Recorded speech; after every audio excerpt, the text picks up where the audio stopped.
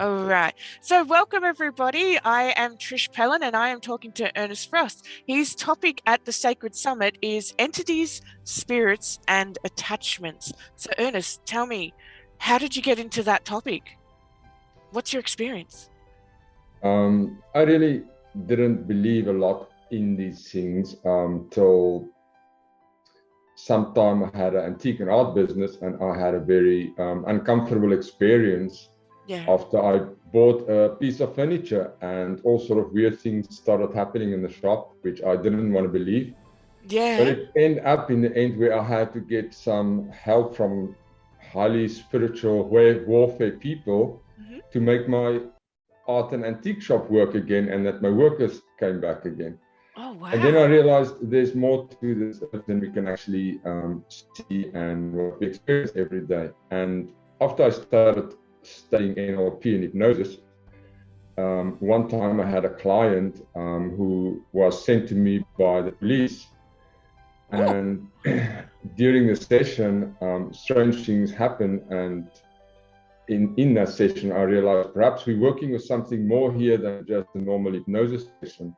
Yeah. And then I did advanced hypnosis courses, and then I learned that there are more. Sometimes there are extra parts or entities behind the person's own mind which can have influence in the person's life.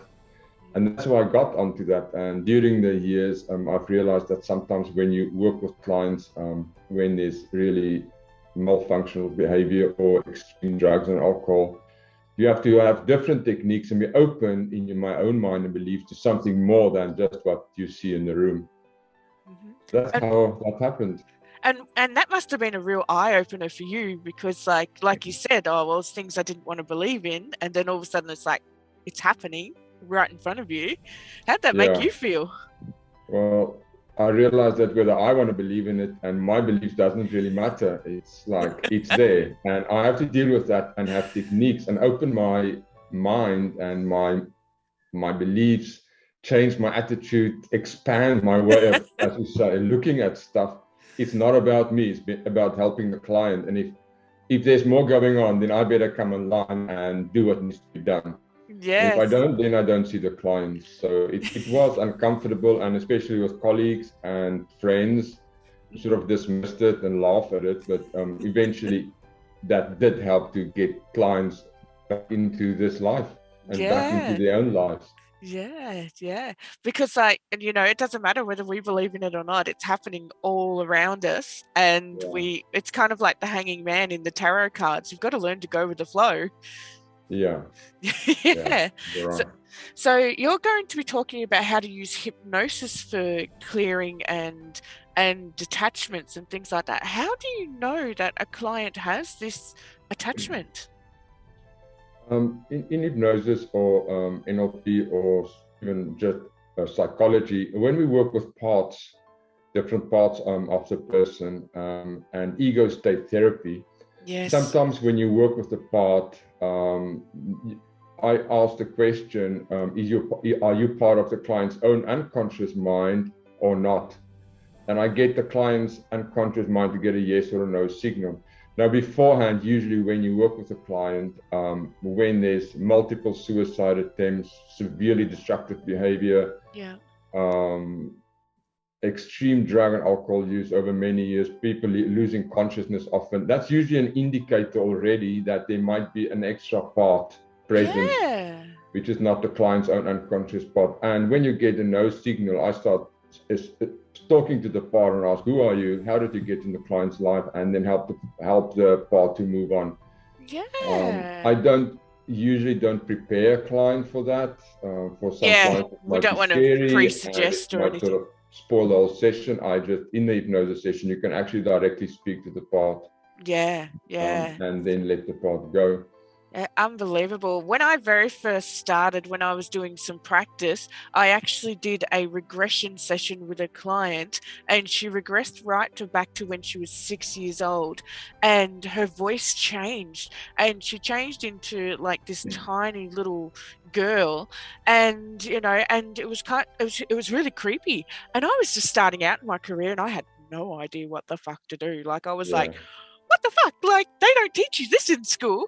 And no, then when she came back into the room, I said to her, I just, the whole like, how are you feeling? Blah, blah, blah. And she just went, no, I don't remember anything. And I was like, well, let's keep it that way.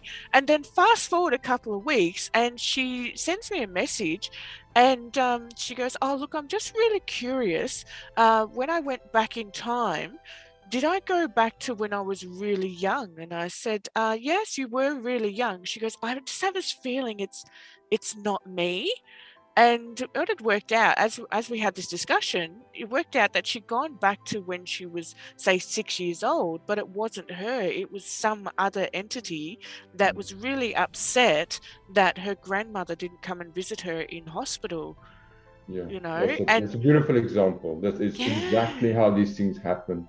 And yeah, because children are very susceptible, because their front lobes are not developed yet, they are very susceptible to these type of things. yeah. I can maybe just say that most of the time these entities are just people who have died and Mm, hasn't moved on and still hang around in the family. It often happens where someone dies in your arms and the child is present. It might attach to them. yeah. It's mainly just people who've died. I had one example where a doctor sent a client to me who jumped off through the window of a hospital and broke his leg on, I don't know, 20 Oh, places and his hip. And like a year later, nothing has begin to heal. And like 4 or 5 security guards couldn't contain this client. And they did know this session. It came out there is an extra entity, and this guy had a severe drug and alcohol use. Once we let go of that, it was like within 4 weeks, the leg for the first time started healing and stopped wow. growing on. So it's, I mean, even in body healing in that case, where it didn't heal was because of something which wasn't part of him, a very angry person who died and attached to him, actually in the hospital. Wow. So, sort of, Oh, you're giving me tingles. You're giving me tingles. That's yeah. unbelievable. Wow. Thank you so much for sharing your Okay. information with us, Ernest. And I honestly, I can't wait to attend your talk. I'm going to be sitting there quietly absorbing everything you say. I'm as keen as mustard. I really am. So thank you so much. And thank you everybody who joined in. You can jump onto the link down below. It is free to join the Sacred Summit, or you can go VIP. Ernest is going to be there, and it's going to be absolutely astronomical. So see you, everybody.